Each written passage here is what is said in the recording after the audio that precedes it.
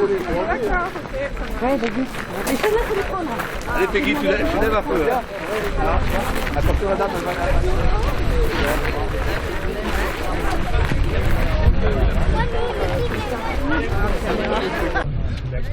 Elle est belle. Ça, c'est l'œuvre de quel appart, elle vient pas déconner. Bah oui, elle m'a dit l'autre jour qu'elle faisait. Vous allez surveiller. Voilà. Bonjour, je m'appelle Jannick Le Lagadec. Voilà, je suis plus furienne un peu par intermittence et j'espère plus à l'avenir. En fait, ce projet de méthanisation, on l'a appris assez tard. Je me suis mobilisée tout de suite, d'ailleurs, avec le petit collectif Plus Furien qui s'est monté. Ce qui m'a inquiété le plus, parce que finalement, on se dit, mais pourquoi être contre cette bonne idée de la méthanisation? Et c'est vrai que ça peut être de l'énergie fait avec des déchets, donc pourquoi pas. Ce qui est très inquiétant, c'est qu'il n'y a aucun cadre législatif qui garantisse la terre, l'air, le sol, et donc la préservation de notre environnement, et puis aussi la préservation de la qualité de vie des gens qui habitent dans les villages. Quand on s'intéresse un petit peu à la question, on voit aussi que c'est finalement un petit peu... Il y a eu une flambée de projets en Bretagne, c'est absolument phénoménal, et donc aujourd'hui il y a des méthaniseurs partout en Bretagne, sans aucun cadre législatif, c'est la loi du marché, c'est la loi de la rentabilité, il faut que ça rapporte de l'argent, et les gens, la terre, l'environnement, on n'en a rien à faire. Donc voilà pourquoi je me suis mobilisée, et j'espère qu'on va réussir à faire arrêter ce projet. Mais bon,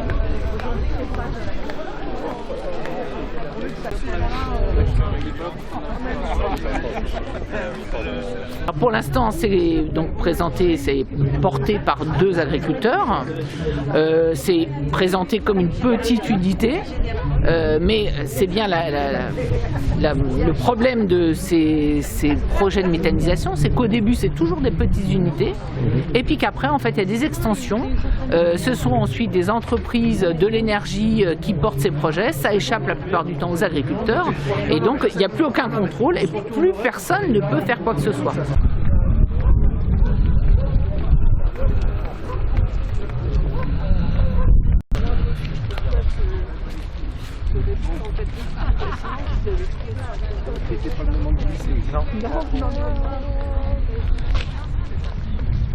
Je suis sur la commune depuis 6 ans. Je suis venue pour une raison de santé.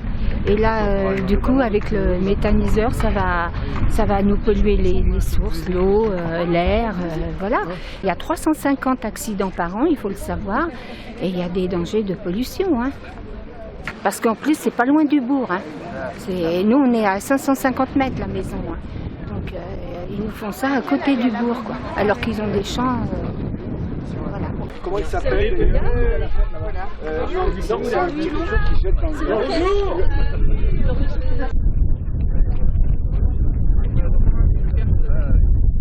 Ni ailleurs, on veut pas de méthaniseur. Ici, ni ailleurs, on veut pas de méthaniseur. Ici, ni ailleurs, on ne veut pas de méthaniseur.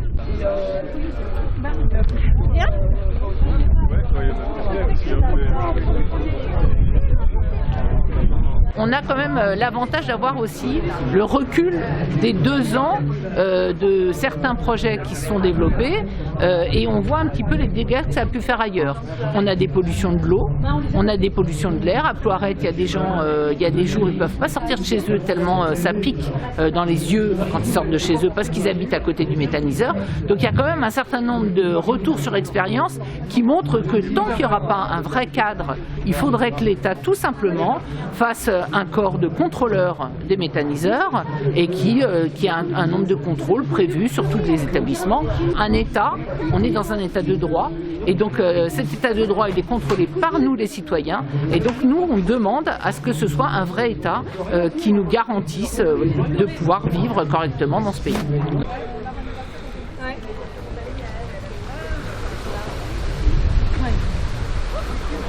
Ouais.